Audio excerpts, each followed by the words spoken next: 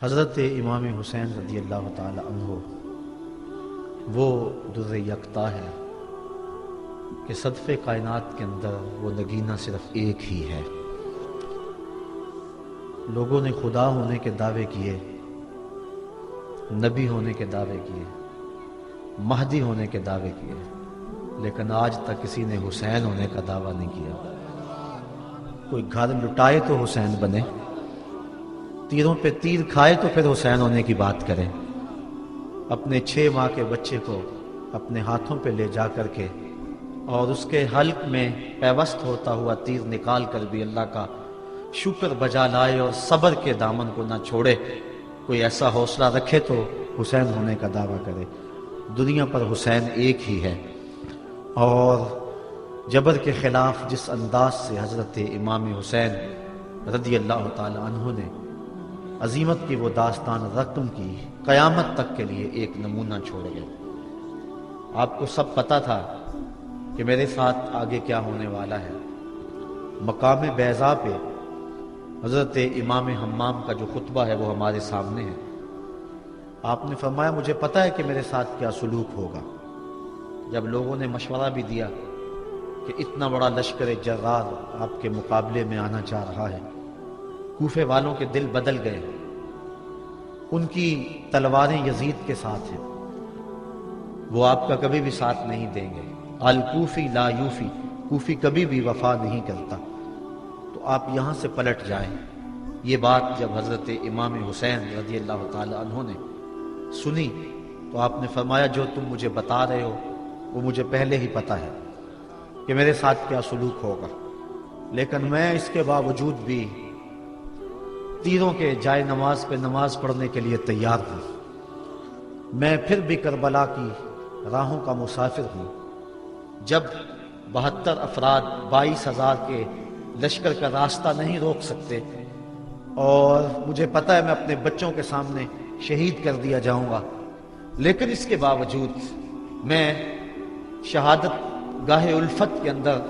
قدم کیوں اٹھاتا چلا جا رہا ہوں؟ تو سنی حضرت امام علی مقام کا وہ جملہ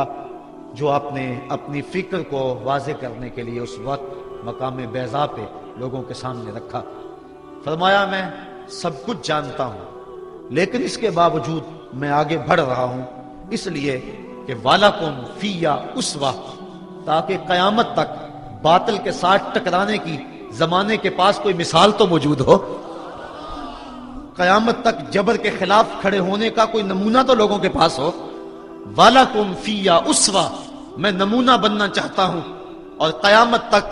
جبر کے خلاف جو لوگ میدان عمل میں آئیں گے تو وہ اپنی قلت و کثرت کو دیکھ کر پیچھے قدم نہیں ہٹائیں گے،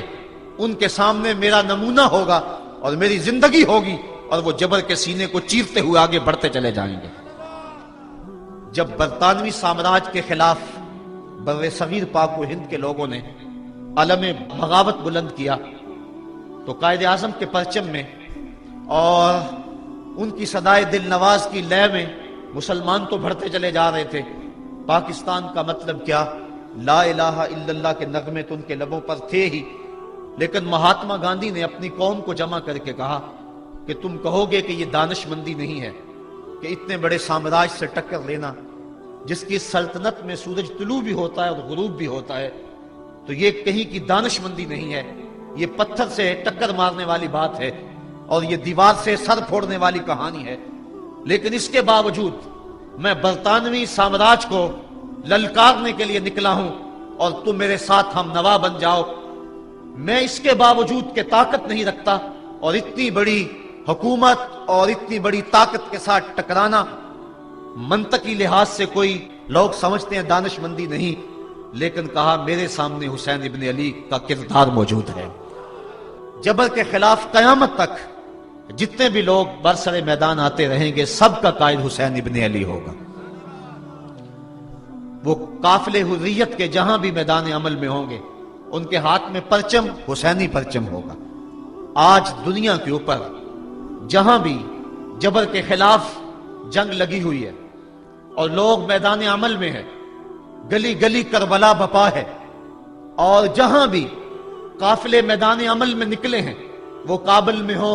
یا کندھار میں، وہ قلعہ جنگی میں ہو دشت لیلا میں، وہ تورا بورا میں ہو یا موصل میں، بغداد میں ہو یا القدس میں،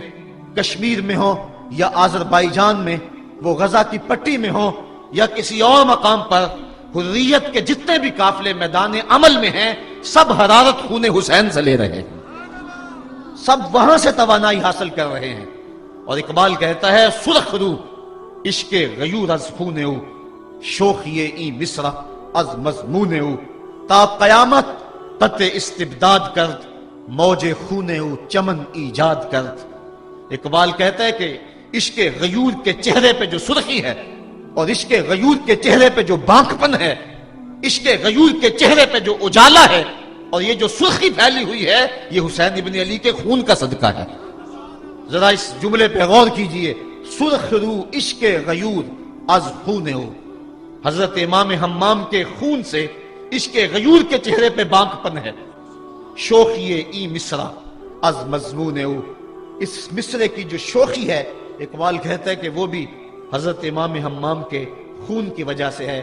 تا قیامت قطع استبداد کرد، موج خون او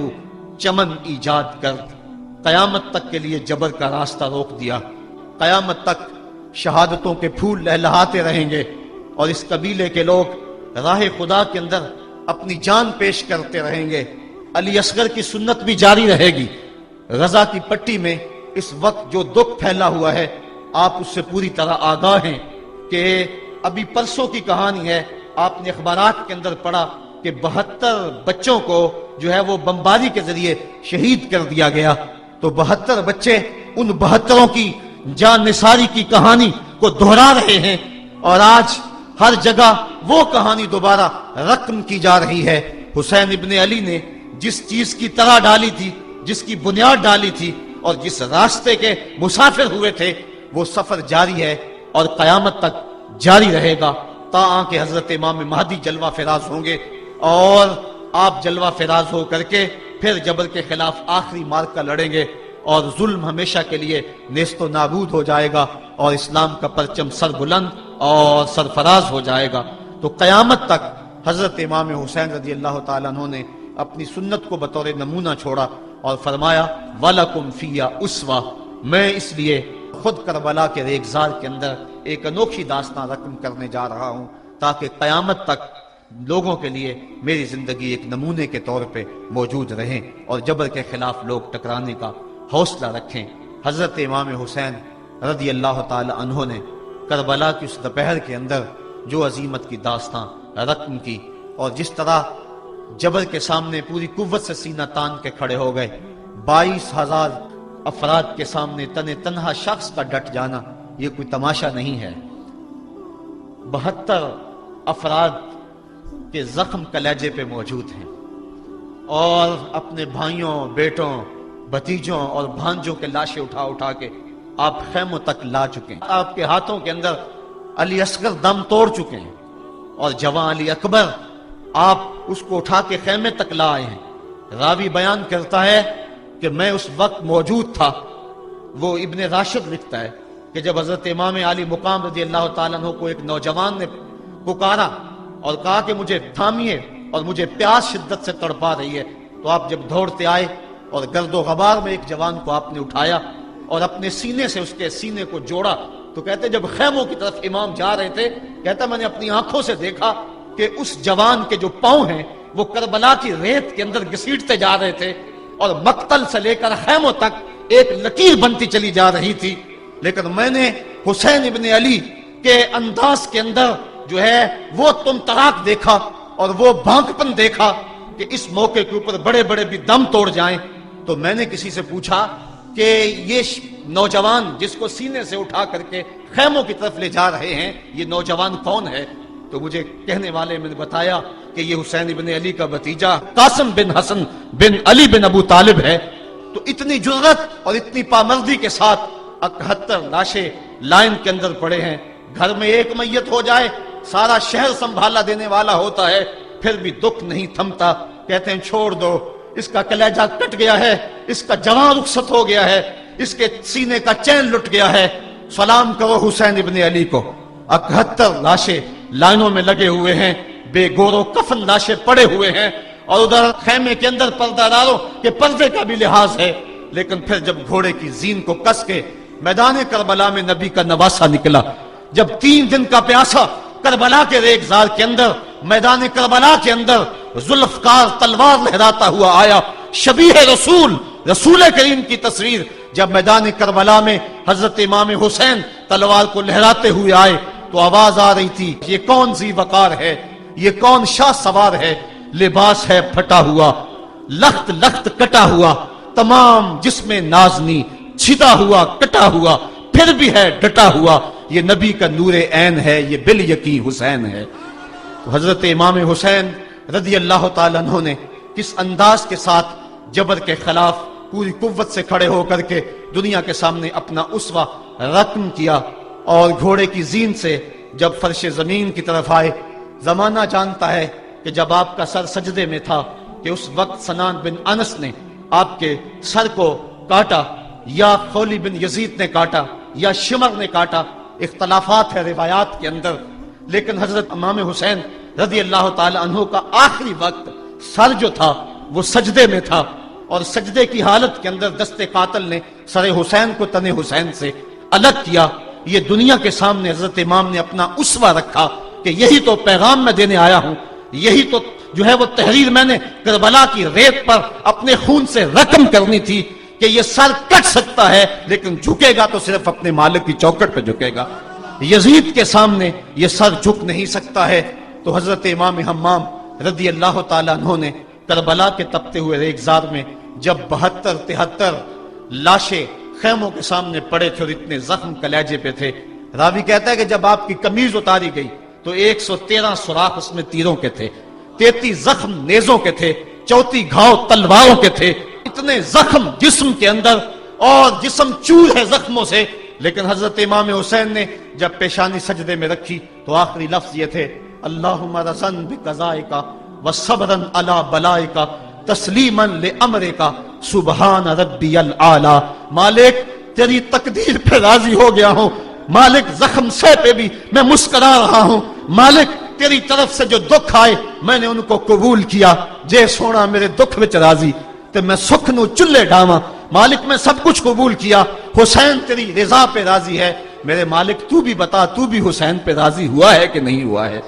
آواز آ رہی تھی اس پیاسے پر، علی شیر خدا کو ناز ہے، اس نواسے پر محمد مصطفیٰ کو ناز ہے، اوروں نے بھی سجدہ کیا پر اس کا عجب انداز ہے، اس نے وہ سجدہ کیا جس پر خدا کو ناز ہے۔ اے حسین ابن علی تم پر سلام، نازش آل نبی تم پر سلام۔ آج لہجہ بھی دم توڑ رہا ہے اور سورج بھی درد غروب سے زرد ہو رہا ہے،